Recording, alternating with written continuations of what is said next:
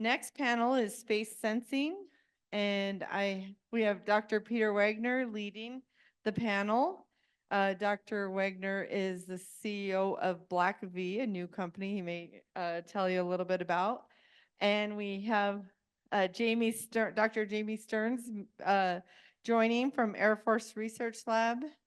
Katie Corcoran, oh, there we go, from DIU. And then just to let you know, when we do go in the sessions, the working group chairs will be Jaime Stearns, Katie Corcoran, Captain Spezard, and Dr. Sarah Crandell. And the working group report lead will be our own Andrew McKinsey. So if we could first, get the panel going, and thank you so much.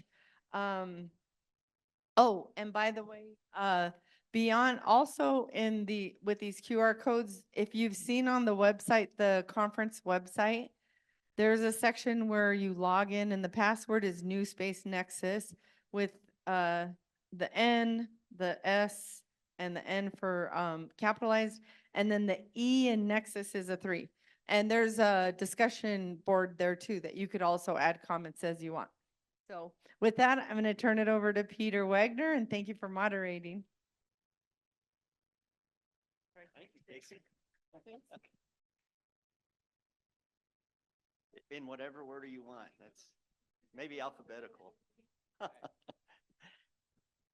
Well, good afternoon, the stalwarts who are sticking with us while there's candy outside. First, thanks for having me. I'm Peter Wegner, as Casey said. Not just the CEO of a new startup company, but also a member of the New Space Nexus Advisory Board. So really pleased to be here, and really pleased to be here with both Katie and Jaime. Katie Corocan is a senior scientist and program manager at DIU, and Jaime Stearns, Dr. Jaime Stearns and Dr. Katie Corocan. Jaime is the cislunar lead for AFRL. So maybe I'll start in that order, let you guys give a little bit of background on yourselves, and we'll jump into some questions. Test. All right. Sounds live. Yeah, Katie Corcoran here. I am a technical SME with a remote sensing background, both passive and active systems. I lived in the national lab space for a few years while I got my PhD at the University of Tennessee. Went to industry for about 5 years to Orbital Sidekick, which was is a hyperspectral imaging startup in San Francisco. And now, most recently, I'm 6 months into my tenure at DIU, as Peter said, as a program manager there. So I don't have a depth of experience as an insider of defense things. But I do have a set of fresh eyes on these problems, and that's what I'll offer today. Great. Hi, I'm Jaime Stearns. I'm at the Air Force Research Lab Space Vehicles Directorate. My background is actually in physical chemistry. That has absolutely nothing to do with what I do now. Took a weird and winding journey at, woohoo, shout out chemistry. Oh, hey, Oscar. Took a weird and winding journey from basic research at AFRL, over the last 10 to 15 years into SSA, SDA, and space control, which is where I've done most of my work here. I've held a variety of, I'll say, strategic technical management kind of jobs, serving as a mission lead, serving as an AFRL space deputy capability lead, back when that job existed. So I've touched a lot of different things in my time here, but in the last few years, 4 to 5 years, really refocused on cislunar SSA and all the other technologies that we need to develop at the research lab as we support NASA and the commercial enterprise going back to the moon. All right, great. So I thought we would take this conversation in 2 parts. The first part, a bit of a year-end retrospect to get insights from you on what you think were notable achievements or changes over the last year. And we could stretch that over maybe 36 months if you want to go back that far. And then the second part of the discussion, we'll look at what do you think is coming in the future. So let's take the first part of that, and maybe starting with you, Jaime. In the domain that you're working in, what do you think were some of the notable achievements that you saw happen over the last year? I'm going to give a really weird and boring answer, and I look forward to all of you arguing with me a little bit in the group session later. I think what we're seeing right now is the very slow turn of a lot of inertia in a positive direction. I think coming from an SSA or SDA point of view, I think we have been dealing with a small number of sensors that are very hard to upgrade. We've been dealing with an enterprise that is just learning how to work with commercial, how to just learn to buy data. I think one of the stories of the last couple of years is just the continued normalization of that. The Joint Commercial Operations floor continues to do exercises and demonstrations and invite all comers to work at a completely unclassified level and say, hey, if you think you can contribute to this problem, come show your stuff, let's find out. And I think one of the most exciting, for me in the area I work now, one of the most exciting developments in that is the stand-up of the JCOX. That is, let's start working cislunar problems. So as launches have gone up in the last 6 months or so, they've had focused efforts figuring out what works, what doesn't, what problems are so challenging that we see which commercial providers don't even bid because they know their stuff can't do it. But maybe we've now incentivized them to move in a direction where they can start to support those missions. So I think with efforts like that, it's not like a big momentous thing, but it is the beginning of a lot of, or I'll say the continued fight against a lot of that inertia. So I think that's kind of one of the major things. So really a positive kind of movement that you see. Have there been sort of negative or, reverses in that momentum that you're seeing that were notable over the last year? I think we still don't quite understand how best to use that data. I think, Department of Commerce, again, kind of a success story in the slow, boring kind of way, slowly taking on more of this mission, becoming more capable, building up their space traffic coordination systems, learning how to ingest commercial data and work with it. I think especially on the DoD side, though, we're still figuring out, if we want to go do a force design, what's that base layer of commercial look like? I don't know that we know that answer yet. So it's not like a roadblock or something new that's popped up. It's a thing we haven't gotten to More learning that I that's- really think we need to prioritize. Yeah, very good. Katie, how about you from a remote sensing perspective, really Earth remote sensing? What have you seen over the last year, maybe both positive and negative in the sector? Yeah, well, I share Jamie's positive sentiment about the last few years of progress. And my focus isn't on any discrete event, it's more trends focused. So some of the things I'm seeing are, for example, just, growing support for acute, or not even acute, chronic conflicts like the conflict in Ukraine. Companies like Capella Space supporting on an ongoing basis. I'm going to brag on a lot of DIU portfolio That's companies while I'm up here. Also, companies getting more creative with the remote sensing solutions, doing more with less. In that sense, Muon Space is a really good example of that. An increased focus on analytical products, right? So no longer is everybody just talking about selling data, raw data to the government. That I think people have moved past that expectation. Now that sensor operators now understand that most government users don't want a hyperspectral data cube or a SAR image straight off the sensor. They want analytical products that are actionable.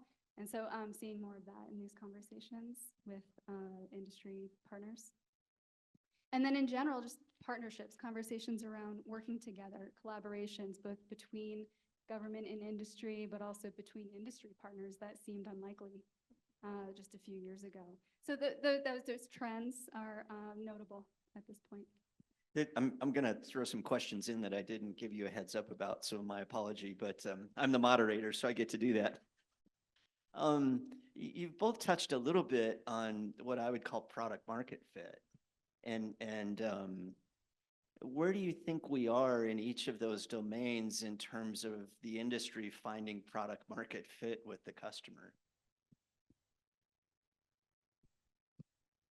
Throwing some business terms at me, eh?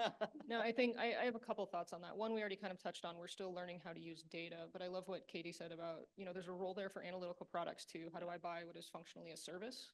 I think there's specifically some SDA companies that are getting quite good at that. I don't quite understand how much of that is, I don't understand the business side of that, but I know there is tremendous capability out there that we need to be taking advantage of. There's another angle on that, which is the item that's in between the data and the final product, which is the SDA space is rife with opportunities for new algorithms, just better ways of processing data in the realm I work in right now to do cislunar SSA. Oh, we can turn the moon on. Like, okay, what other cool things can you do? there are huge roadblocks right now because of our kind of ancient C2 systems into, there's all this great capability out there. How do we even ingest it? And I think this was part of my thinking about year in review even was, I think we have started taking the first baby steps towards modernizing some of those C2 systems. We're not ready to ingest new things yet, but I think we've taken the first couple steps as an enterprise to where we can start adopting all of the great work that's going on out there across, commercial industry, academia, allied partners. Everyone out there is working on algorithms for something, and we're getting a little bit closer to being able to ingest them and actually use them by warfighters, but I think we're not quite there yet, but that's a positive thing I would look for in the next couple of years. Anything to add? I mean, you talked about integration of algorithms and moving products to really made it, maybe from just raw data to integrated solutions and answers. And maybe the question that goes through my mind is the customer at a point where they are able to buy that kind of capability? And in the business world, I like to tell my team that being too early is the same as being wrong. Yeah, so are they ready, right? Some are, right? And Yeah, can we give the science answer of it depends? right, well, I mean, it's, so some are, that's, for sure. But those that aren't are partnering with aggregators like Sci-Fi, Cognitive Space, URSA, companies that aggregate and then do something with those data sets to make a meaningful, actionable product for customers, and not just any particular customer, a range of customers. So we're seeing that where companies don't necessarily have the resources to develop that on their own, or maybe not even desire to do that.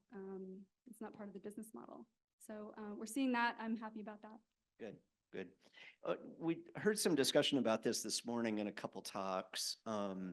In 2024, the DoD, John Plum, as the OSD Secretary for Space Policy, published the DoD Commercial Space Strategy. And then I think even before that, or maybe after, I forget the timeline a little bit, but the U.S. Space Force published their own commercial space strategy.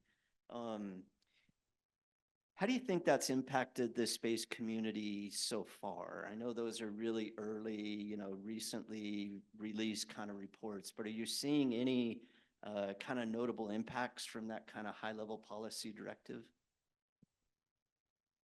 Yeah. Hello. Okay. So I would reframe that a little bit because the policy is not published in a vacuum, right? And we all know this. All these ideas incubate coincidentally across the ecosystem, and they evolve together, right? So a good example of this is in especially the Space Force's strategic document emphasizes very heavily hybrid space architectures. Well, the DIU has like a big presence with HSA. And we've been actively working those programs for at least 2 years now. And we actually just on-ramped another set. We're adjudicating those now, making those decisions now. So we'll have a second wave of hybrid space architecture solutions onboarded. So that's just an example of how these things kind of work together. Yeah, that commercial integration was a key theme in both of those policy documents, that industry and government need to really figure out how to work together to make those capabilities operational. Jamie, thoughts? Yeah, I think a lot of it just kind of reaffirmed directions that we thought we should go, or we hoped we should go. But I think there was definitely a lot of encouragement as to which specific areas maybe are or are not available for commercial integration, and where we should be prioritizing and how we should be thinking about it. So now when it comes down to it and we say, hey, we might want to build a satellite and just have it flown by the people who build it. Let's not bring it like, okay, hey, we might want to build a satellite and have it use commercial ground stations. Oh, okay, right? Like there's now kind of this sea change in the fact that things that might have been anathema a few years ago are now just like an alternative way of doing business that we actually see as something really forward-looking to continue that integration, and to where even prototyping different levels or different types of government commercial partnerships, things like flying satellites is where my brain comes back to on this, that's something that we as a laboratory can explore, is just all those different modes. So I think those strategies have really opened up and given, I don't want to say top cover, but like reaffirmed that's a thing that we should keep doing. So they've given you top cover and now you have this great broad grand strategy. What do you see are the roadblocks to implementing that strategy across the, whether it's government, policy, commercial, whatever? What do you think the major roadblocks are going to be? I think it's a lot of the usual stuff, right? It's culture, it's risk aversion. I think there's also an element, and this kind of comes back more to when we don't want to buy a commercial service, but maybe we want to integrate different pieces of different, you used the term aggregators earlier. Someone needs to take all that capability and actually, or take all of those little fractions of capability and assemble it into something real. That's a huge ask. I've made the joke about other missionaries in the past that, 10 ISAM SBIRs are not going to self-assemble into a military capability, right? Even in ISAM, we can't do that yet. I think there's just a huge roadblock to taking all the pieces that are being produced out there and saying to someone, hey, it's your job to pull these together. It's a huge effort and it's really hard. Yeah, I appreciate that point so much, and you noted the cultural differences there and the structural differences are there as well. And the strategies do lay out not the way to overcoming those strategies, but the acknowledgement of those strategies, which acknowledges the gaps, not necessarily how to overcome them, but ways and the need to understand them. So do you think industry has the capacity to actually deliver on their part of the grand strategy? Well, it's no secret industry can move a lot faster than government. I would say, if not, then they can get there very, very quickly with the right guidance. Being good customers is the last panel pointed out that's necessary. Being engaged is what that means to me. Yeah, I think by and large, industry is, very well suited to deliver to the government what the government wants if the government can articulate what it wants and is willing to be a good customer in that sense. I think there's a huge give and take that might be a topic for further discussion. There's a huge give and take between the exploit, buy, build paradigm that we've heard earlier, where we really want to exploit and buy everything we can right now because it's fast, it's presumably cheaper than building something of our own. How do we just go do that right now? But as some of the previous panel and some of the other speakers were talking about, there's a role there too for, we're going to want to buy something 5 years from now. So we might need to be willing to seed that. And I feel like that's a place that we haven't quite been able to make enough decisions to articulate to industry, to the commercial base, what those needs might be and how much we're willing to fund. So I think that's an ongoing conversation. Yeah, I think you guys are both touching on something really important, and Colonel Rayleigh sort of made this point in his comments this morning, that just building the technology is not enough. You have to think about all of the operationalization that has to go around that to make it a real warfighting capability or national security capability. And I think that's probably, to your point, who's in charge of doing that and who's resourced to do that. Those are really important problems to building a hybrid space architecture, to implementing all that. That's right. And I think that the best industry partners moving forward will be the willing participants for integration towards those goals. So let's switch gears and instead of thinking about the past, let's think about the future.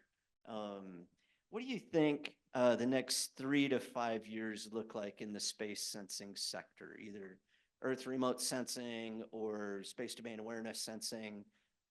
Is it boom or is it bust? Who's going to say bust? Yeah, I was going to put on my positive face for this one. Would you like to go first? Sure. I'll say, I think, we're stand-up of Space Futures Command that Colonel Roth was talking about earlier. There's a lot of talk about force designs and how we move forward. And I would like to think in my heart of hearts that, having these commercial space strategies, having this increased dedication to using that sector as we need it, that we'll start to see that adoption. We'll see force designs. And I think we're seeing them already in some mission areas. And I'm hoping we will see them in the SSA, SDA realm as well, that, really begin to take commercial into account, use that as a baseline for, some capability that can be there. And there's a military capability that we would need to build on top of that. So my optimistic side says, yes, the next 3 to 5 years, we'll see that done. Yeah, same. I think that there'll be, so it's been a really rough 2 years for industry. I mean, I acknowledge that. But I do think that we're still in an expansion phase, very much so.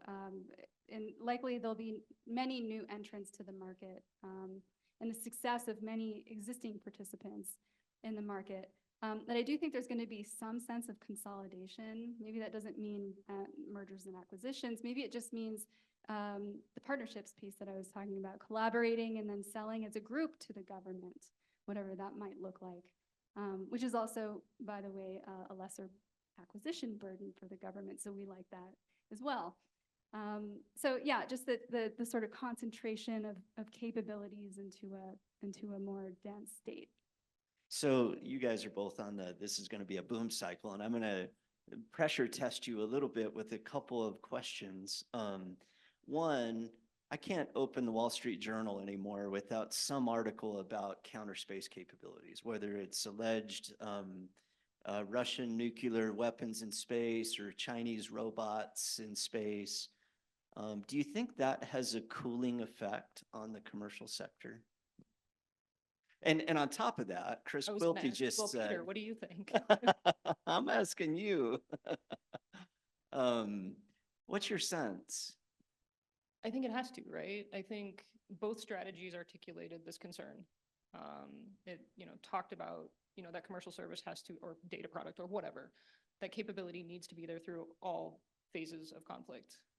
And that might bring with it, responsibilities of the US government to offer protection, to offer insurance, to offer something, right? It didn't specify solutions, it just laid out possibilities. And if I'm in your shoes, yeah, I really want that. But that's just my thinking, is just there's a lot that needs to be worked out there from a technology perspective, from a policy and doctrine perspective. And I'd say from a business data sharing, this list could go on for a while, space control backgrounds kicking in. There's a lot that needs to be worked out there, but I think the transparency and open dialogue of, what, you would need in those times of crisis, what we would be able to provide needs to continue to evolve based on all of those factors that I just said. A willingness on our part to share information about what we know. My organization can't declassify threats, but we can make sure that people we work with are clear to them, right? We can put those mechanisms in place. At the same time, it's helpful if commercial providers can be transparent with us about what they're doing from a technology perspective. We might understand vulnerabilities that they have not come across before. Just having that dialogue across classification and proprietary boundaries, I think really helps both sides. So that was kind of a problem and a solution, I guess. Like, yes, I'm sure they're worried about it, but I think there's a lot of, I'd say, fairly concrete steps we can take to at least have the dialogue on how it can start to help. Yeah, I agree. You had the same 2 points that I'll just emphasize.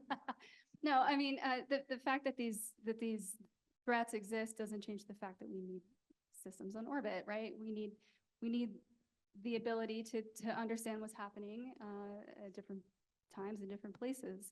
The two strategies that we've already talked about do outline the notions for information sharing, for the government providing guidance to the industry to help solve some of these problems.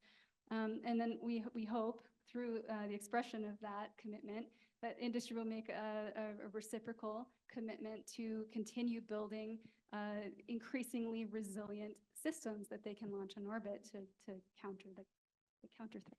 Okay. We are going to have maybe time for audience questions. Casey, I don't know if we've typically done that, but if you've got questions in the audience, think about those. We're happy to entertain them. Before we get to those, you talked about this a little bit, steps that both maybe government and industry should each take. But if you were running a company, what would be the kind of top 3 things on your mind from the threat space and what you think you should do to, build your company to be resilient in that environment? Where you want to work with the national security customer, it's an important customer set, but you're also worried about this threat environment. What kind of advice would you give?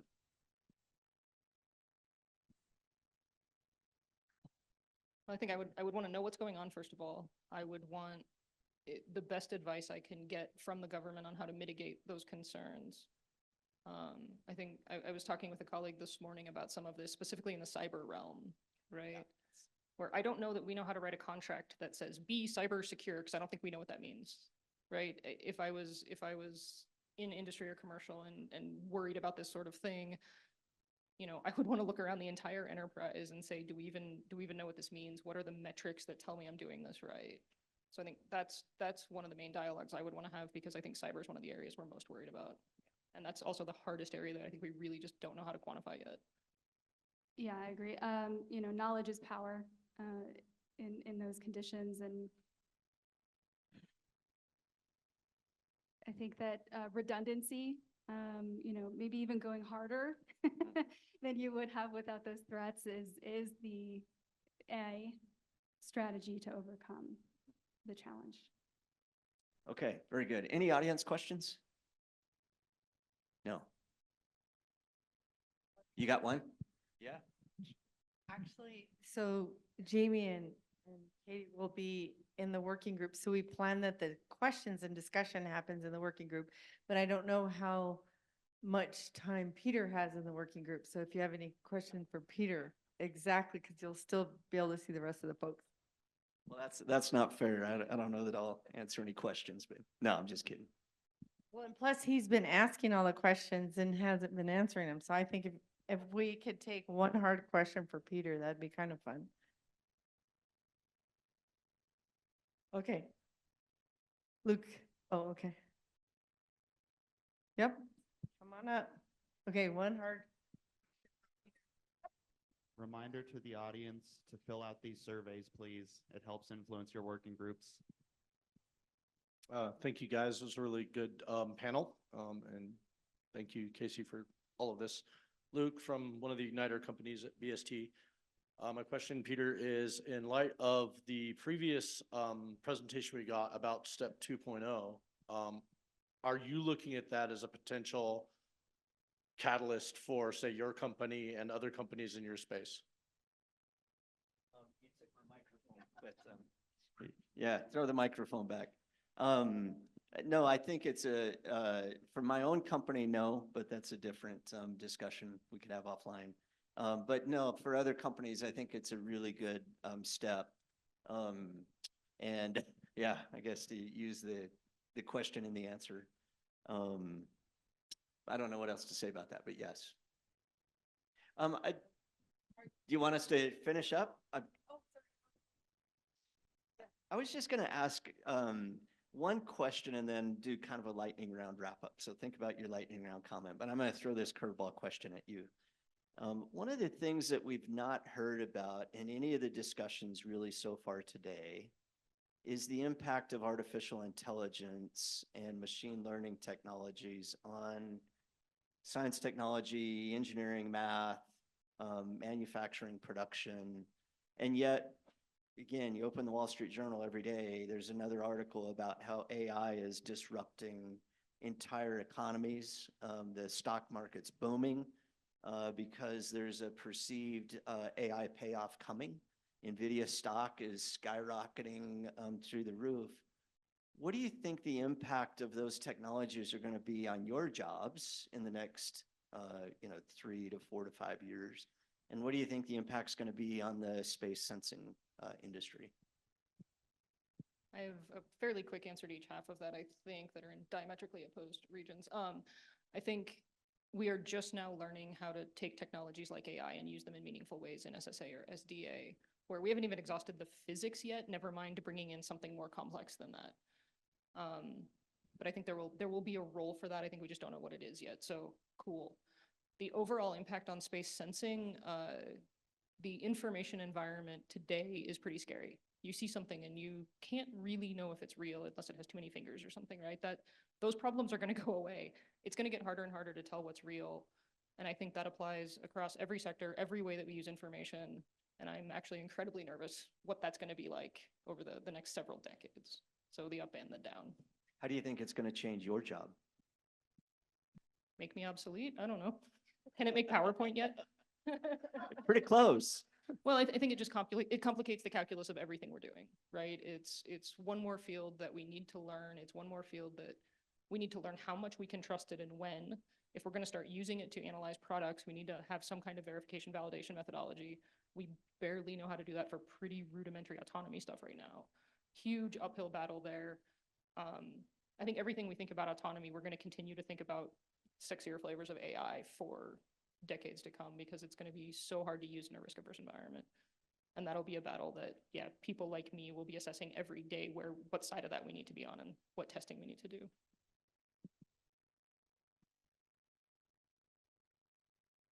Yeah, I think, AI, I'll start with my job, or just at DIU in general, right? So I think, AI is going to help us, I hope, make some smarter decisions about the investments that we make and the companies that we bring into our portfolio. Sort of globally, I mean, we're already seeing AI be integrated into remote sensing data exploitation, tasking, sort of just in general mission orchestration. I hope to see those capabilities mature even further than they have already. I'm generally optimistic about it. I think that there's a sort of an overconfidence right now in what AI can do for us. We're all very excited about it, and new stock markets, we're all so confident in our ability. But in general, yeah, fairly optimistic about it. I think we'll be humbled at points. Is it going to once and for all solve the government contracting backlog? Sure. We have started doing experiments on using it to write awards and end of year. There's been some casual experimentation going on in my organization with that, not for any realsies purposes, but taking away a lot of grunt work like that would be really great. Yeah, I think we'd all welcome that. Okay, lightning round, 30-second wrap up. Katie. Sure. As someone who's sat on both sides of the fence, industry and government, I'm especially excited about the ongoing cultural shift across the DoD enterprise. I think that's a very good thing for everybody that's happening. And I'm especially heartened by how many moments we agreed during this panel that tells me that there's communication and that there's a philosophical alignment across the enterprise. I love that that's where you went with that because I was going a slightly different direction, which is I kind of have opinions on everything. I've shared many of them with you today. Some are optimistic, some are pessimistic. Some are probably too government-centric because that's where I've worked for my entire adult life at this point. Can't wait for this afternoon when you all tell me I'm wrong. All right, thank you. See, there's my timer.